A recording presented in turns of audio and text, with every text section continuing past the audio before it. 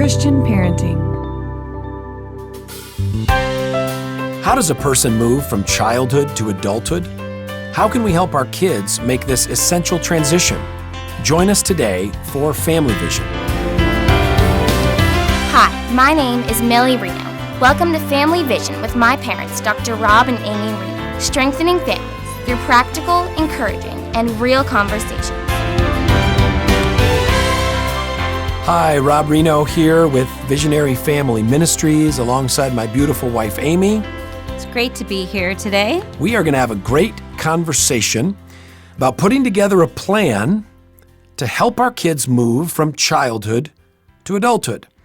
That transition doesn't just happen automatically as the calendar months go by. I'm sure we all know someone who's the age of an adult, but who functions in many ways still like a child. Now, before we jump in, Christmas is right around the corner. I want to tell you about a new Advent devotional from our partners at Christian Parenting. It's called Read, Ask, Go. It's an interactive Advent devotional for your whole family. It'll take you from December 1st through December 25th. And the scriptures, the activities, the challenges in the book are going to help your whole family prepare your hearts for Christmas. So it's Read, Ask, Go, interactive Advent devotional. You can check it out at cpadvent.org. That's cpadvent.org. All right, sweetheart, this is going to be fun. Amy and I are going to give you a practical tool today to help your son, help your daughter take a big step from childhood toward adulthood. We call these our 12-year-old challenges because this is something we do when our kids turn 12. So it's their year from 12 to 13. Now, of course, these could be done at any age, but we chose this age and this year because historically, this transition from childhood to adulthood took place at 13. That's why you have the celebration of the bar mitzvah in the Jewish faith, is because you are celebrating this transition. And interestingly enough, it kind of brings up probably a whole other podcast about this concept of adolescence. And we all know I like to talk, and I won't go down that rabbit hole too much right now because there's so much I can say on that. However, adolescence is a relatively new concept. It's a 20th century concept. And in fact, around the world, you don't even have adolescence because many kids, because of their culture, they don't have this time of floundering, you might call it, to some extent, meaning that they have to go straight from childhood to adulthood for economic reasons, usually. So because we're a Western nation and we've been able to have a little bit more freedom, our kids get to experience adolescence, it's time of transition that we consider usually from childhood to adulthood. But in reality, what used to occur when we first thought of adolescence, it might have started at more like 16 and ended at 18. It now almost starts at 11 and goes on to 23. So we felt like this idea of giving our kids kind of a concrete challenge at 12 helped them to realize they were making this adjustment from childhood to adulthood. Not that we're saying that our 13-year-olds are adults, by no means, but it kind of gives them a clear boundary or a clear thing to cross over. Right. And that's what we wanted to communicate. Yeah, so when the kids turn 12, we explained to them that this is a big year ahead. And we want to see them to start to make this transition to being a young adult. We want them to act more like a young adult, have more of those privileges, which is what we talked about in our last episode. And so we give them some challenges, 3, 4, 5 challenges that we want to see them pursue in the next year before they turn 13. And for all of our kids, the first challenge has always been the same, and that's to read through the entire Bible in a year. Absolutely. And before I even just talk about that specific challenge, I just want to connect to that. This is also ties into our previous podcast about a really concrete, practical way to apply increasing adult responsibilities before they earn some special privileges. And our kids have always enjoyed this year of 12-year-old challenges because when they get to 13, they get a little bit of taste of some of these adult privileges that they haven't had before, and that's an enticing thing at the end of the 12-year-old challenge. So like the first one you said was reading through the Bible, the whole Bible, cover to cover. Now, in all honesty, none of our kids have been able to achieve that challenge in 1 year, which is just fine with us, because what's been cool about it is that it just started them on a pathway of the importance of reading the Bible cover to cover. And this really came from the fact that as an adult, I don't think I read the Bible as a book cover to cover completely until I was in my late 20s, even though I'd been a Christian my whole life. So we were just convicted that getting the Bible in that form and reading it that way is just really important, and we wanted them to know that the sooner that you do this in life, the better. And then it just also continues the habit of once you finish it, you start it again. And so even though they didn't finish it that year, they've all achieved reading the Bible cover to cover by the time they're at least 13 or 14. I mean, by 14, I would say. They usually, I think most of them finished maybe a year later. 2 years, yeah, right. But I didn't finish reading the whole Bible until I was in college. Right. So we just thought that was tremendous. Well, let's go through and give some examples of other 12-year-old challenges, and we're going to use two of our kids, Lissy, who is now 22 and married, and Ray, who just turned 12. In fact, it'll be just in the next few days that I'm going to sit down with Ray and give him his 12-year-old challenges.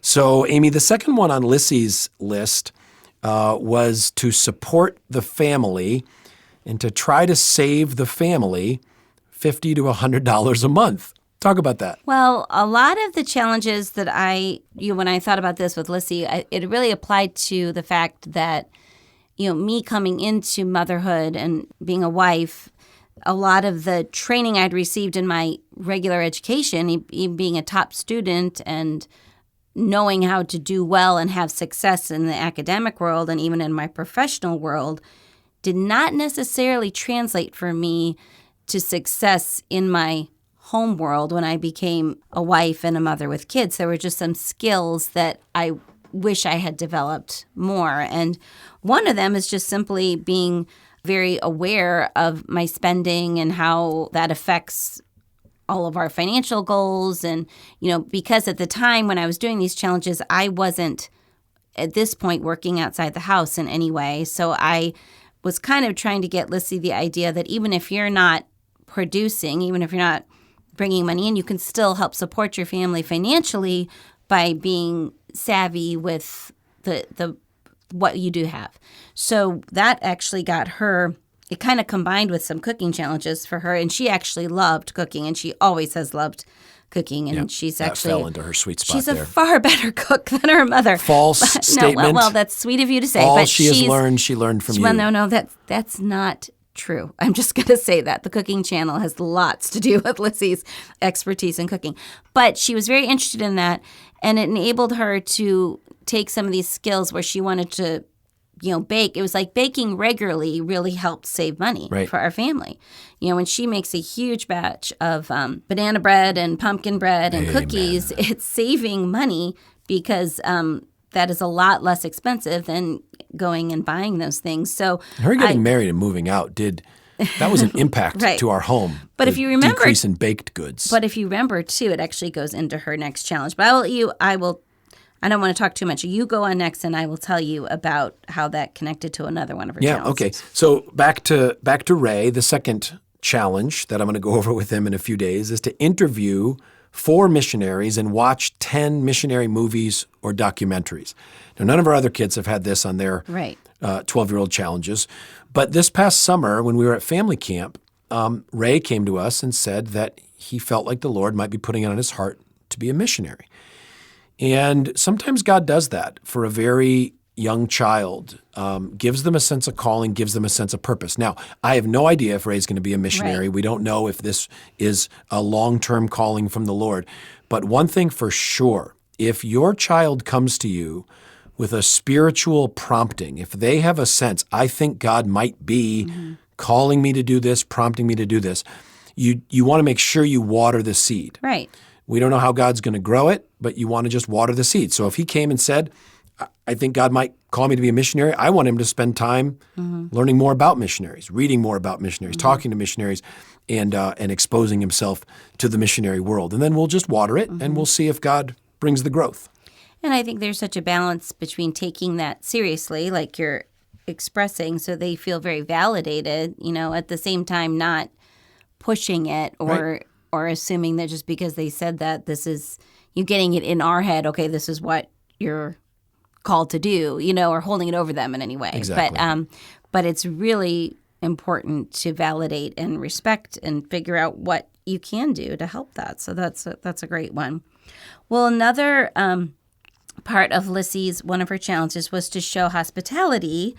And again, this connected back to her first one in some ways, because she loved cooking, and she loved making all these wonderful baked treats. And it was interesting how she really, really enjoyed giving those to neighbors and passing cookies down the whole street. And I thought that was a really great skill for her to develop, because again, a lot of what she was developing were kind of things that I was realizing I didn't get developed that much in my own training per se, because I always felt like I was catching up as a wife and a mother. I just felt like I could write really good papers, but not necessarily make a bunch of cookies that easily, and it just those were the areas that I needed to grow in. But I realized that they were critical areas to have. I wanted to grow more in those areas. And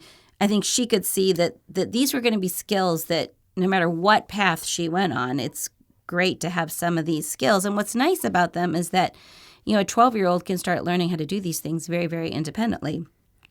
So it wasn't just she actually took on cooking a meal 2 times a month. And she also learned to make, we have here written down, the Agnew chicken soup. Just a shout out to the Agnew family that taught me so much in that stage of life, but learned how to make some staples that she still, is skills that she's using today. But again, it's just very interesting that, if we don't, as moms, kind of think of some of these things that we know will be helpful for our children to have, there's skills for them to have, that we can think of things that aren't coming down like from school. So often we think of what the school says is important is what's the most important. But these 12-year-old challenge got me thinking, okay, what would I like to have known at this age that would have helped me be better prepared for where I am now in life? And some of these things we're talking about today, you're talking about challenging Lissy with baking and chicken soup. And some of these things offend the 21st century sensitivities. They sound very domestic and things like that. And we talked about this coming into this episode. I think we're going to do more in a future episode, on this. But you might be saying, well, gosh, it sounds like, Rob and Amy kind of have this view that a woman, or in this case, a daughter's, primary ministry is the home, and they're really preparing her to minister to the home. Well, do you guys believe that? Absolutely, 1,000%. We believe that a woman's primary ministry is her home. That's Titus chapter 2. And at the same time, we believe that a man's primary ministry is the home. That's Titus chapter 1. So we want to train our sons to be prepared if God would bless them to be husbands and fathers. That's their most important mission, loving and serving and leading their home. And the same thing, training our daughters. If God prepares them to be wives and mothers, that's their most important mission. So it might sound domesticated, if you will, or home-focused, but we do that unapologetically, helping our daughters prepare for their future family, helping our sons prepare for their future family. So back to Ray, one of his challenges, and we've done this with the older 2 boys as well, is that by the time you're 13 years old, to have $1,000 in a bank account, faithfully giving 10% to church along the way and 20% to the family budget. We've talked about that before on a podcast on work and money. But I don't know about you, but I don't get to keep 100% of what I make for discretionary spending. I have about 0% of my budget, or maybe 1, for discretionary spending. So as we think about helping our kids and as they begin their early years of making money, it was so important for me growing up that tithing was right out of the gates something that my mom required/taught me to do from the first time paper route money came in. And so as money comes into our kids when they're younger, they're going to contribute a little to the family budget too, to the mortgage and to groceries and things like that. Now, Amy talked about privileges that await at the end of the 13-year challenges. One of those is in our house, that's when you get to get a cell phone. Correct. And you have two options for that. You can either get an old, junky, hand-me-down, quasi-broken phone from Dad's drawer of old devices, or if you want to buy a newer, fancier cell phone, you can. And we have had our older boys use a significant chunk of their $1,000 that they saved in their 12-year-old challenge to plunk it down for that fancy phone. I think they really enjoyed the fact that they had to earn the privilege to buy a phone. And it sounds like, wow, you're just earning a privilege to buy a phone, not getting a phone. But there was something about that process, and they all are doing it. It's not just the boys. The girls, too, are earning through their challenges, too. They're in a privilege to get a phone. But I noticed that with the boys, because they wanted that high-end phone so much, that there was just a lot of pride that they had accomplished this, and they got the privilege of buying a phone. So I think that's just a great picture to understand how you can, in your own home, create a different culture, and you can it's a huge sense of pride when kids have accomplished something and earned something themselves. They tend to enjoy it even more, I think. But Lissy had some other projects. First of all, I wanted to mention with Lissy, though, too, that interestingly enough, she was always an entrepreneur at age 10 is when she started her dance camps, and she was doing that out of our home, which kind of grew out of the neighborhood dance recitals. She realized that she could make a little money doing dance camps and teaching dance to her younger sister. So she had developed a lot of these entrepreneurial skills as well, almost independent of the 12-year-old challenges. So she had kind of, excelled in that area in many ways, and that has continued as a tradition in our home, which has just been fantastic. But another challenge I had for her is just simply working on making the home a prettier place, or home organization. I've had to sit down with these girls, and you may agree to disagree with me on this, but I tell my girls that no matter what, when you start your own home and you are decorating, and typically when people walk into your home, and when people walk into my home, it's not a reflection of you, Rob. It's a reflection more of me. That's just the way our culture works. Like, people don't come in and usually say, "Oh, Rob, you've decorated so well," or you know what I mean? Like, that's just a hard. I have gifts. Hard reality. Well, it's not just decorating. I'm talking about getting, like, the way the home is organized, and if it's and I struggle very much with clutter and keeping the home functioning. And I've had to kind of explain to the girls, working or not working, this is something that's going to land in your lap, whether you like it there or not. And I generally don't like it in my lap, but I didn't have a choice. It's in my lap. So I wanted to, in that 12-year-old challenge, teach Lissy and Lainey and Millie as well. They all had to have specific organization projects to help them learn some organizational skills in the area of our spaces, because frankly, that's just not something that any of us Rienows naturally excel at. I know these women who talked about that, oh, this child is born organized. I'm like, well, good for you. I've had 7. None of them came born organized. I'm like, I'm still waiting. I don't know. Maybe it'll be a latent gift. Lainey has the most promised, I think. But still, none of us fall into the born organized category. Well, the last one on Ray's list might be my personal favorite, and that is to take over lawn mowing responsibilities. Now, that'll be spring 2022, but honestly, I put that one on there not for him. I put it on there for me. But it's important for him to step into that. You can customize these for your kids. You can do 14-year-old challenges, 16-year-old challenges. Fill it with grace. Work together, affirm any progress that they make along the way. You do not want this to be some sort of heavy-handed, burdensome thing for them. We'd love to hear your ideas. And I just want to add, too, that some of those examples of those adult privileges that you may seem like not a big deal to you, but for our kids, for example, look forward, once they've passed their 12-year-old challenges and they're 13, they no longer have to ask me if they can get a pop out of the fridge. They can go get it whenever they want. You know what I mean? They start to develop some of these things where, okay, I don't have to ask Mom for having a snack. I can have snacks whenever I want to have them. And Amen. And it's just little, it's even these little things, and staying up late, or, that actually when a kid realizes that they've crossed a barrier, they've earned privileges, they take more joy and pride in them. Right on. Yeah. Well, hey, send us your questions about this episode. Send us your ideas. Maybe you've done some of these growth challenges for your kids before at different ages. We would love to learn from you, love to hear what you've done. You can reach us at podcast@visionaryfam.com, podcast@visionaryfam.com. And we bring this podcast to you, and Visionary Family Ministries comes to you because of a very generous team of financial supporters. And if you would like to help us get this message of a Christian vision for family life out around the world, you can support us by going to visionaryfam.com/donate, visionaryfam.com/donate. We would be grateful to partner with you, and we're excited about our next time with you on Family Vision.